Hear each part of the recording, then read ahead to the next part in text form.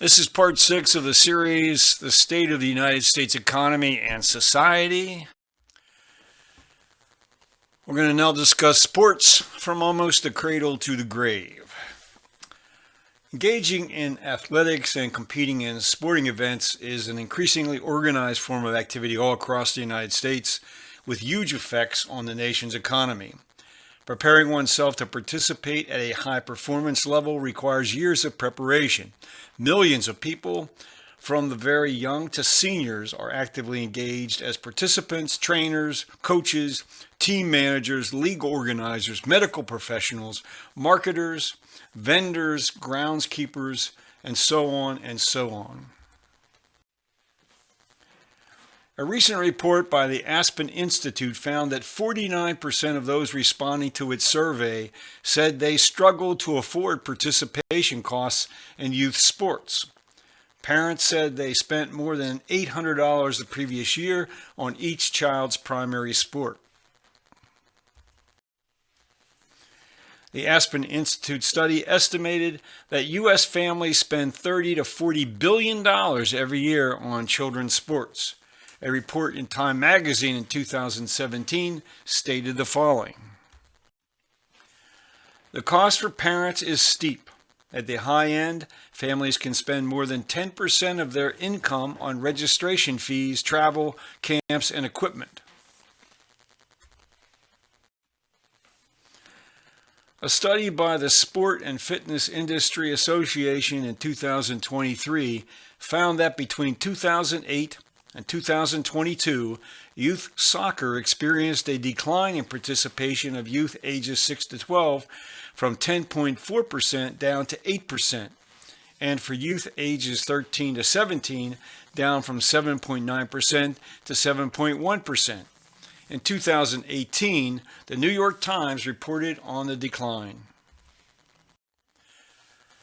Over the past 3 years, the percentage of 6 to 12-year-olds playing soccer regularly has dropped nearly 14% to 2.3 million players, according to a study by the Sports and Fitness Industry Association, which has analyzed youth athletic trends for 40 years. The number of children who touched a soccer ball even once during the year, in organized play or otherwise, also has fallen significantly. A 2018 study by the Knight Commission on Intercollegiate Athletics stated that annual spending on sports by public nonprofit universities in the largest conferences now exceeds $100,000 per student athlete, which is around 8 to 12 times the amount spent on academics per full-time student. More than 20 universities spend more than $200,000 per football player. Part of the cost is paid by fees charged to all students. Schools compete with huge salaries and program expansion plans to attract winning coaches. Millions of dollars are borrowed to finance the construction of new athletic buildings, stadiums, state-of-the-art technologies, travel costs, recruiting, scholarships for student athletes, and growing staffs. And now direct payment to college athletes and to endorse products. What this chart does not reveal is that most athletic programs at public universities neither break even or enjoy a net positive operating income. A 2017 report in Bloomberg put the economics into its proper perspective. According to public records, athletic departments at least 13 schools in the country have long-term debt obligations of more than $150 million as of 2014. Money usually borrowed to build ever nicer facilities for the football team. For some schools, millions in TV money can support a high level of debt service. The major television networks pay the various conferences tens or hundreds of millions of dollars for the rights to broadcast football, basketball, and other intercollegiate sports.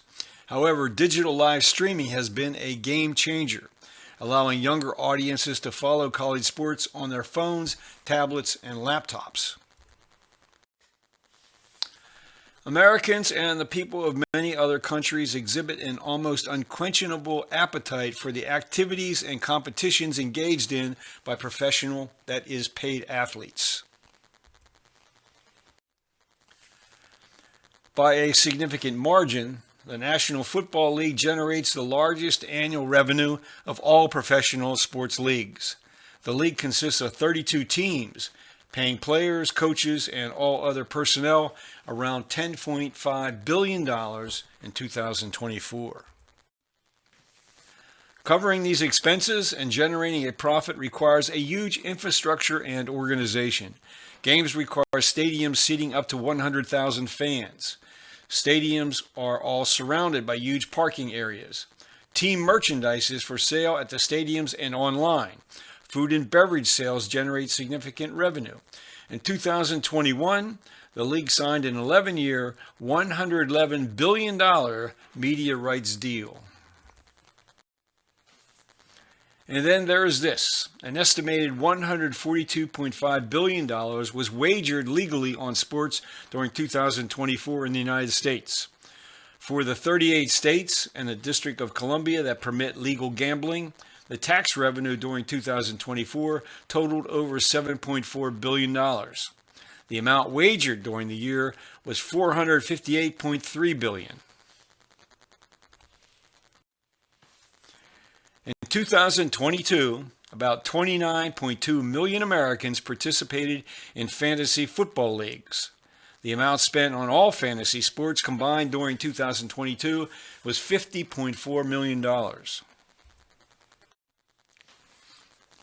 In 2024, FanDuel took in $50.7 billion in sports betting revenue, which was a 40% market share. DraftKings captured 33% of the market and earned $4.67 billion. Third was BetMGM. Other important providers of fantasy sports services are CBS Sports, ESPN, and Yahoo. Well, that's it on sports. What's next? Next, we'll take a close look at property ownership generally for the entire United States population.